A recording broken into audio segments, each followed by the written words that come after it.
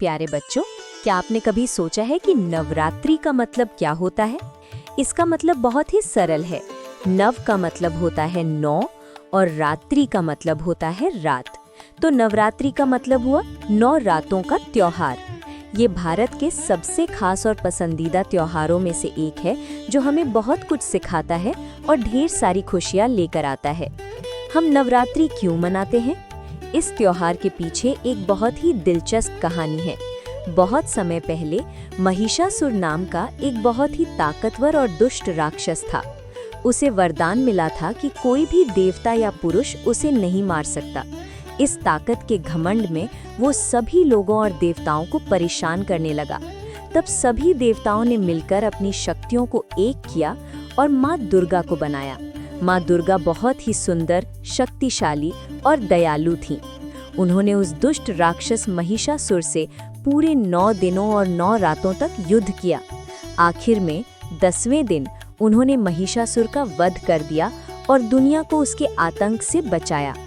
इसीलिए हम इन 9 रातों तक माँ दुर्गा की पूजा करते हैं और उनकी इस जीत का जश्न मनाते हैं। इन 9 दिनों में क्या होता है? नवरात्रि के हर दिन माँ दुर्गा के एक अलग रूप की पूजा की जाती है। इन 9 दिनों में लोग व्रत रखते हैं, यानी वे सादा और हल्का खाना खाते हैं। घरों और मंदिरों को फूलों और लाइटों से बहुत सुंदर तरीके से सजाया जाता है। हर तरफ भक्ति और खुशी का माहौल होता है। गरबा और डांडिया की धूम।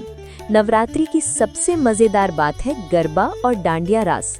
शाम के समय सब लोग, खासकर बच्चे और बड़े, रंग बिरंगे पारंपरिक कपड़े पहनते हैं। लड़कियां सुंदर लहंगा चोली और लड़के कुर्ता पैजामा पहनते हैं। फिर सभी एक बड़े घेरे में इकट्ठे होकर संगीत की धुन पर नाचते हैं। डांडिया में लोग छोटी छोटी रंगीन डंडियों को आपस में टकराकर ताल से ताल मिलाते हैं। ये देखना बहुत ही अच्छा लगता है।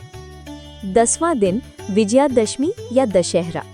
9 रातों के बाद 10वां दिन विजयादशमी या दशहरा कहलाता है।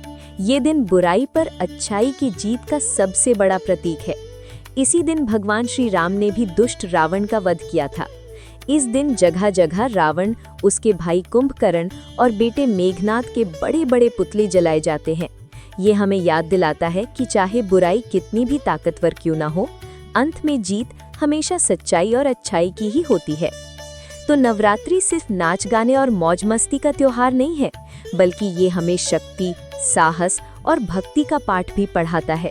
ये हमें सिखाता है कि हमें हमेशा सही रास्ते पर चलना चाहिए।